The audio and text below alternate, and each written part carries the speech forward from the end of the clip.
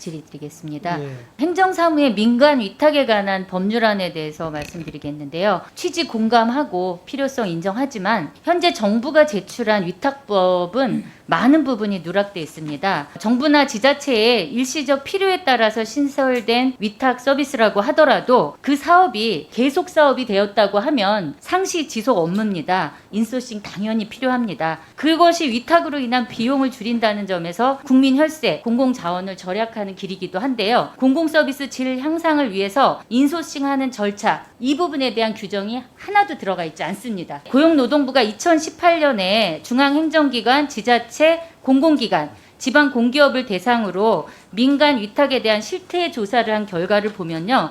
중앙행정기관의 위탁 사무 중 97.2%, 지자체의 위탁 사무 중 94.3%가 상시 지속성이 있는 것으로 판단되고 있습니다. 모든 상시 지속 업무를 인소싱해야 된다고 주장하는 것이 아니라 인소싱할 업무의 필요성을 판단하는 절차, 그 정도는 이 법에 포함되어야 한다고 보는데 차관님 생각은 어떠십니까? 예, 좋으신 의견입니다. 말씀하시는 부분을 명시적 조문화는 안 됐습니다만은 각 기관에다가 위탁 심사위원을 둬서 이 업무를 계속 할 필요가 있는 것인지 아니면 이 시점에서 끝날 것인지를 평가하도록 되어 있고 그걸 행안부가 전체적으로 한번 더 볼 수 있도록 위원회를 설치하도록 했고요. 법정 위탁에 대해서도 5년에 한 번씩 반드시 계속 갈 것인지 중단할 것인지 살펴보도록 그렇게 명문화했습니다. 그리고 또 하나 지적할 거는 이 법안은 중앙행정기관만을 대상으로 위탁계열 체결 과정에서 벌어지는 각종 비리와 담합을 막기엔 역부족인 면이 큽니다.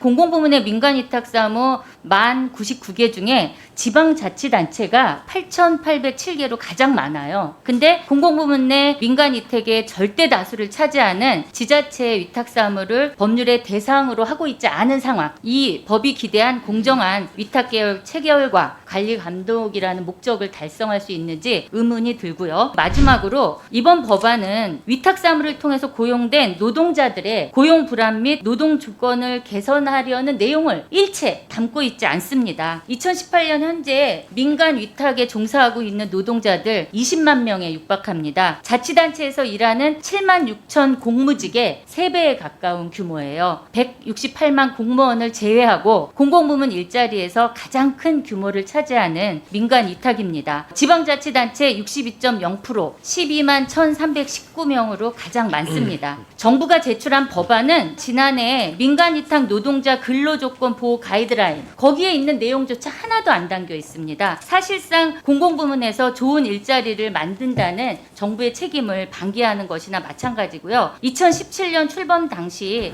민간 위탁 부문에 대해서 이 정부가 3단계로 정규직 하겠다라고 약속을 했습니다. 하지만 지난해 가이드라인 발표, 그걸로 후퇴를 했거든요. 그나마도 가이드라인에서 민간 위탁 노동자의 고용 안정과 노동 조건을 개선하기 위해서 들어갔던 기본적 조항조차 이 법률에는 하나도 안 들어가 있습니다. 특별한 사정이 없는 한 고용 승계를 하고 위탁기간은 계약금액 중 노무비를 별도로 관리하여 위탁기간이 임의대로 임금 수준을 낮추는 일이 없도록 하여야 한다라고 가이드에 들어있었는데 이 부분은 반드시 보완돼야 된다고 생각을 합니다. 지자체 부분이 대상에서 같이 늘까 말까 했는데 기본적으로 지자체는 지방자치단체의 분권과 자유를 위해서 조례로서 우리 법을 모델로 해서 각 지자체 조례로 규정하는 것이 더 바람직하다. 그리고 앞으로 법이 통과되면 저희는 그런 쪽으로 유도하려고 하고 있다는 말씀을 드리고요. 노동자 부분은 저희들은 이 법은 기본적으로 사무위탁에 관한 업무 프로세스만 규정하고 있습니다.